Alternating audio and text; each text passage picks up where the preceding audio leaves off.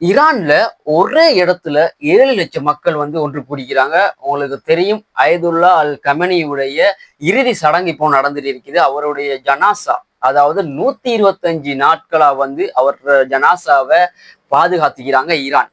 அதாவது உங்களுக்கு தெரியும் வந்து இந்த 2026 பிப்ரவரி 28ஆம் தேதி இஸ்ரேல் வந்து ஈரானுக்கு ஒரு தாக்குதல் ஒன்று செஞ்சிருந்தாங்க. அந்த டைம்ல அதாவது ஈரானுடைய சுப்ரீம் லீடர் அயதுல்லா அல் கமெனி வந்து இறந்துட்டாருன்னு சொல்லி மார்ச் 1ஆம் தேதி உத்தியோகபூர்வமா வந்து அறிவிச்சாங்க. அந்த நாள்ல இருந்து அவர் மௌத்தாயினதுல இருந்து இப்போ வரைக்கும் அவரை வந்து 4 மாசமா வந்து அவரை உடல்களை பாதுகாத்து இப்போ அவரோட ஜனாசாவை நல்லடக்கம் செய்வதற்காக ஈரான்ல உள்ள பல இடங்களுக்கு அவரோட ஜனாசாவை கொண்டு போறாங்க.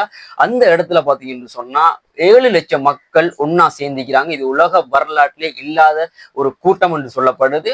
இவருடைய ஜனாசா ஈராக்குக்கும் போகுது என்று சொல்லப்படுது. ஸோ இந்த கூட்டத்தை பார்த்துட்டு டொனால்ட் ட்ரம்ப் ஒரு விஷயத்த சொல்றாரு அப்படின்னு சொன்னா, இந்த மக்களை வந்து கேவலமாகவும், அதாவது ஈரான் மக்களை கேவலமாகவும் ஈரானுக்கு எதிரான விஷயங்களை வந்து சொல்லியிருக்காரு அப்படின்னு சொன்னா, இந்த டைம்ல அதாவது இந்த கூட்டம் வந்து ஒரே டைம்ல இவ்வளவு கூட்டங்கள் வந்திருக்குது. அதாவது 7 lakhs, அதாவது 7 லட்சம் மக்களும் ஒரே டைம்ல இருக்கிறாங்க. இந்த மக்களை ஒரு நிமிஷத்திலேயே நான் வந்து காலி பண்ணிடுவேன், என்கிட்ட இருக்கிற குண்டை நான் அனுப்பினேன்னு சொன்னா அந்த ஈரானுடைய முக்காவாசி மக்கள் இறந்து போயிடுவாங்க, ஈரான் முக்காவாசி அழிஞ்சே போயிரும் அப்படின்னு சொல்லிக்கிறாரு. அது மட்டும் இல்லாம அந்த துக்கம் அனுசரிக்க வந்த, அதாவது அயதுல்லா அல் கமெனியுடைய துக்கத்தை அனுசரிக்க வந்த மக்களுக்கு வந்து ஒரு எதிராக பேசியிருந்தாரு. அவங்க ஒரு பைத்தியம், அவங்க ஒரு மென்டல், இந்த மாதிரி கொச்ச கொச்ச வார்த்தையால அந்த துக்கத்தை அனுசரிச்சுக்கிட்டு இருக்கிற மக்களுக்கு வந்து கேவலமான வார்த்தைகளை, கொச்ச கொச்ச வார்த்தைகளை வந்து டொனால்ட் ட்ரம்ப் வந்து சொல்லியிருக்கிறாரு. அதுவும் சோசியல் மீடியால பயங்கரமா வந்து அது பரவிட்டு வருது.